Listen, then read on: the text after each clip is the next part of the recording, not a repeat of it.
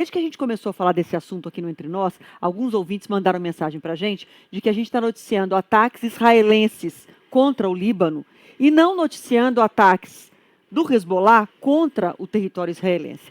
E é claro que esses ataques acontecem. Eles sempre aconteceram, na verdade. Não é só desde o ano passado, quando teve o ataque terrorista contra Israel. Na verdade, aquela fronteira do Líbano com Israel é sempre marcada por troca de bombardeios, mas pontuais, dos dois lados. O Hezbollah atacando Israel e Israel atacando o território libanês. O que mudou é que nos últimos dias, e especialmente nessa segunda-feira, já é um dia mais sangrento de ataques devido aos bombardeios de Israel contra o território do Líbano. Israel diz que não quer atacar a população libanesa e sim alvos, o alto comando do Hezbollah.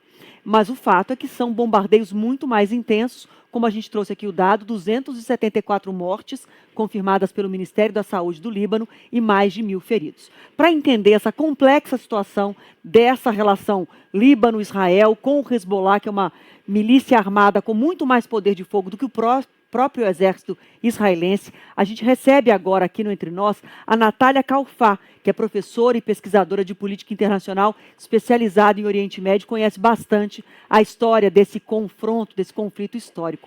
Obrigada pela sua presença, viu, Natália? Boa tarde para você. E eu quero começar te perguntando, justamente para que o nosso ouvinte e telespectador compreenda o que é diferente agora, já que aquela fronteira sempre foi uma fronteira de troca de bombardeios, mas pontuais. O que para você pode indicar um risco de uma escalada enorme da guerra nesse momento entre Israel e o Hezbollah atacando o território libanês? Boa tarde, obrigada, é um prazer estar aqui com vocês. De fato, a situação parece um pouco mudada. Você apontou bem, mas agora há pouco, dizendo como esse estado de coisas sempre foi um estado de coisas instável, na medida em que esses bombardeios e essa troca de hostilidades mútuas, tanto no norte de Israel quanto no sul do Líbano, é um estado de coisas razoavelmente comum. Dentro dessa discussão, há muito se fala das regras de engajamento, das regras não faladas de engajamento, porque são dois países que oficialmente estão em guerra, não têm relações diplomáticas oficiais, portanto, essa instabilidade sempre ocorreu. O que a gente vê agora é uma mudança bastante brusca na intensidade, no volume e na expansão geográfica desses ataques. Não era exatamente normal bombardear os subúrbios de Beirute, nem o Vale do Bekaa e Baal Bekarmel, que é a região a leste do Líbano. O sul sempre foi uma região tensa, as tropas da ONU estão lá, a Unifil faz esse trabalho justamente porque é uma região de atuação, inclusive de grupos palestinos nesta fronteira com Israel, porque é uma região contenciosa há décadas. Mas, de fato, agora a gente vê uma escalada muito grande, uma ampliação territorial nessa escalada. E, lamentavelmente, o número de mortes civis hoje superou o número diário desde o 7 de outubro, de uma forma nada esperada, tirando, então, os ataques pontuais que aconteceram em figuras importantes da liderança, tanto do Hezbollah quanto do Hamas no Líbano, né, por forças israelenses, e também situando a tentativa de assassinato de 3, 5 mil alvos naquele ataque aos pagers. Portanto, a situação parece bastante temerosa nesse momento e os analistas estão bastante receosos de que isso, de fato, vá deflagrar uma guerra aberta, se é que já não estamos ali. Parece que a gente está na beira, estamos na iminência de uma guerra aberta. Professora Arthur, falando por aqui, como é que você vê a influência dos países do entorno, principalmente o Irã? Para alguns analistas, e eu pude observar e ler durante o fim de semana, na avaliação desses analistas, atacar áreas do Líbano é mais seguro do que um confronto direto com o Irã, que é um apoiador do Hezbollah. Então, qual que é a intenção de Israel, tendo o Irã como um personagem central também nesse contexto da guerra entre Israel, Hezbollah e anteriormente na região de Gaza? Uhum.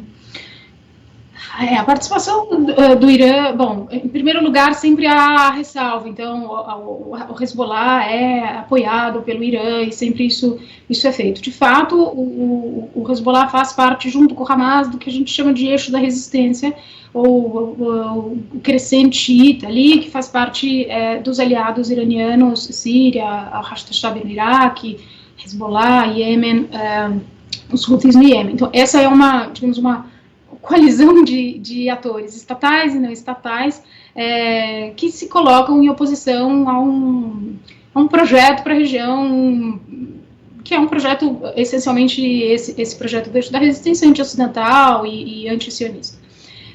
Isto é uma coisa. Sobre a questão da participação do Irã na guerra, para além digamos, da retaliação com os mísseis que houve em resposta aos assassinatos em solo sírio, em solo iraniano, a participação do Irã ela é bastante reduzida nesse aspecto. E a exceção da cooperação com esses agentes, como eu já notei, ela é bastante reduzida. Por quê? Porque não há uma guerra, naturalmente não há uma guerra direta entre essas duas potências regionais, na medida em que se houvesse essa guerra, aí sim uma guerra ampla estaria bastante deflagrada de forma bastante aberta. O Irã sofre as sanções desde 79, então, economicamente, o Irã não tem apetite para uma guerra, e ideologicamente essa guerra também não necessariamente seria bem-vinda.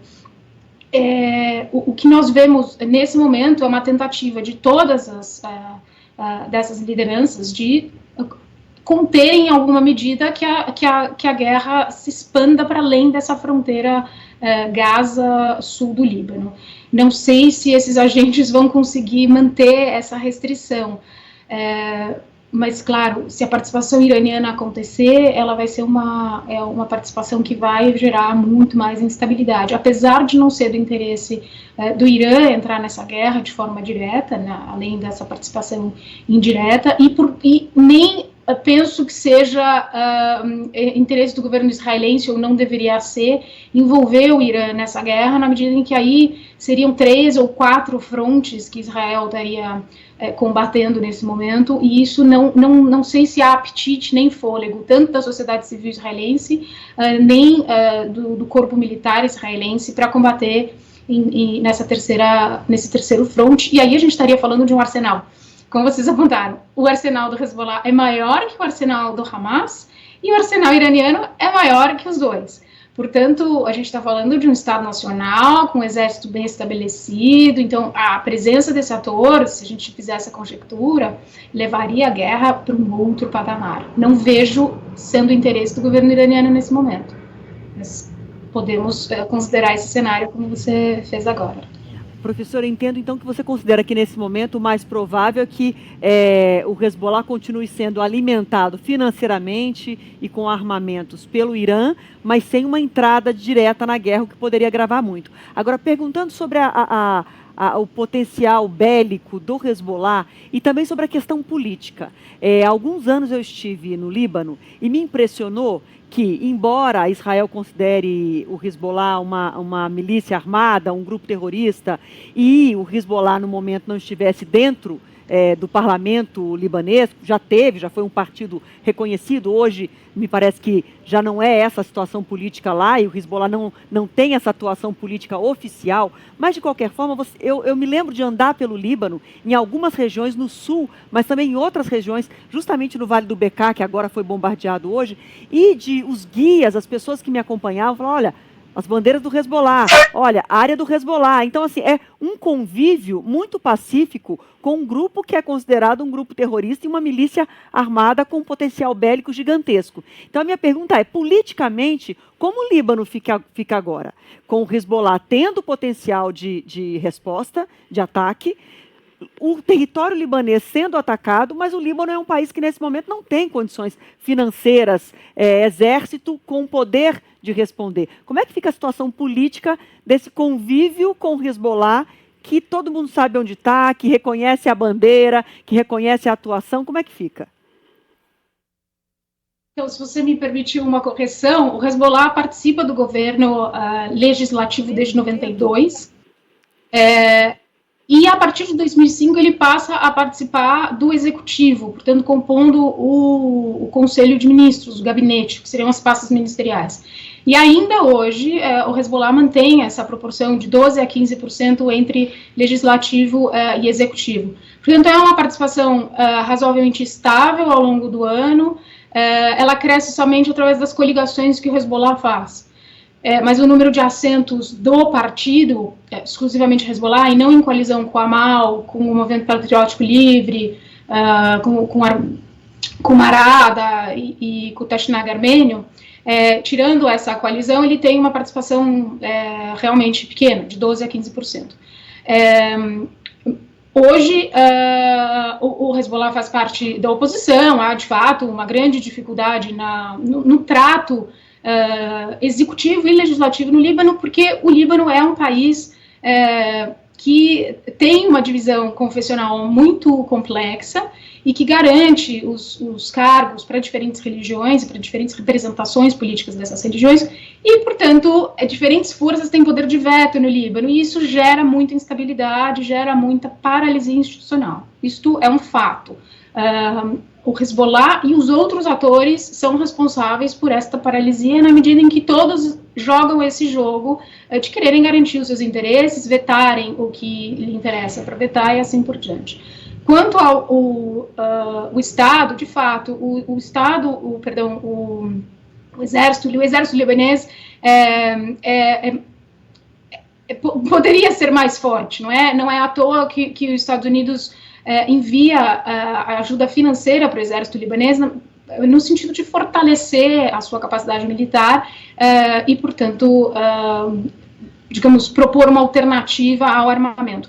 Hoje, quando se fala em capacidade securitária no Líbano, se a gente pensar, por exemplo, a guerra síria, né, a vizinha Síria teve uma guerra depois da Primavera Árabe e a guerra civil teve efeitos fronteiriços, inclusive ataques terroristas do Estado Islâmico que aconteceram no Líbano.